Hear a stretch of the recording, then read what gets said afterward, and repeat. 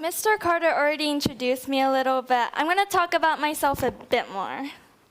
I hate speaking in front of a large crowd, which is ironic because when I was little, I wanted to be a singer. I wanted to be famous, be influencing, and be adored.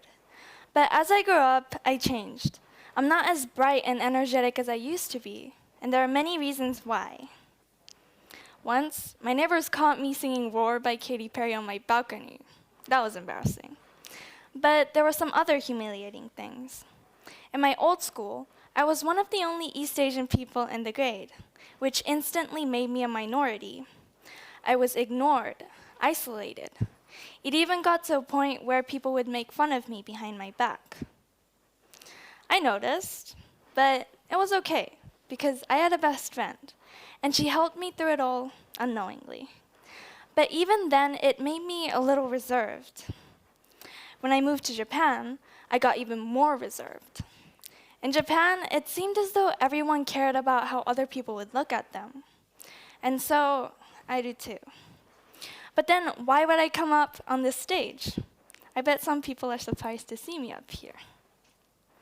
Being a quiet person, I hear lots of things, good and bad. Frequently, I hear a lot of gossip. It's really fun being the one to listen. But I heard some things that I wish I could unhear. Racist jokes. Last week, I went to Paris, and it was great. But you know that meme from John Cena where he announces himself eating ice cream in Chinese? I thought it was pretty funny in its own way, because I've never seen anyone do that, like who casually announces themselves eating ice cream. But soon it became viral, and people started randomly saying ice cream in Chinese. They'd say Bing Chiling for fun. And, well, I heard that so many times, it was quite weird. But so back to Paris, I was walking when this boy saw me, and then he shouted Bing Chiling to my face. Yeah. And I was like, he did not just say that, because at that time, it was directly pointed towards me in the most obvious way. Another joke I've heard is Ching Chong, which is basically mocking the Chinese language for how it sounds. The thing that upset me most is that most people didn't really do anything about it. They either laughed along or ignored it. At first, I did as well. I hoped that it'll stop at one point. It didn't, so I spoke up. I said, stop saying that. But then I became the one that couldn't take a joke. For the rest of the day, I thought about that. Did I take it too seriously, or did I not? In the end, I came to the conclusion that it was rude. It's not right to ridicule a language for how it sounds, or anything else, even if it was meant as a joke. Sadly, the jokes continued. I want people to know what's morally right and what isn't. I want people to be educated on social issues like racism. So I'm standing here today despite my worries of stage fright. Understanding is the first step for everything, from math problems, relationship problems, to cultural differences. So first, let's check what racism exactly is. Here's a definition from Oxford Dictionaries. Racism is the unfair treatment of people who belong to a different race and violent behavior towards them. But people don't just start believing in horrible ideas like these for no reason. In social studies class this year, I learned about slavery, and I think that's a prime example of racism in the past. And even though it's not legal anymore, the thought of being superior is still passed on from one to another through generations. And in social studies class last year, I learned about hierarchies, a system of society where there's a king and his peasants. The king has wealth and power, while the peasants have nothing but filth. And even though we don't live like the people before us did, some hierarchies are still definitely here. Some are given more power from birth than others, and some live with a constant disadvantage throughout their lives. Even though we're all the same, humans. Through my life, I've found that no matter where I go, it follows me. These ideas of superiority and an unfair social hierarchy.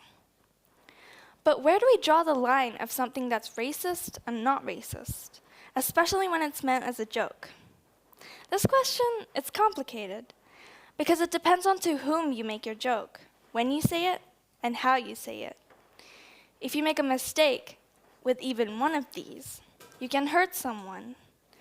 You can make them feel humiliated about themselves. And they might drag down your joke, your comment around with them forever. It's best not to say it if it has that possibility, but if you want to make a joke, just think for a moment. Ask yourself, what am I saying?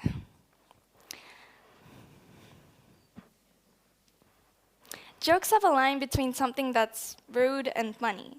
And so it's important to see where that line lies. When you step over that line, apologize. Don't just say it was a joke. However, there are some cases where a person makes a joke about their own race. In that situation, the joke seems somewhat harmless because they aren't talking about anyone but themselves. But it's not harmless.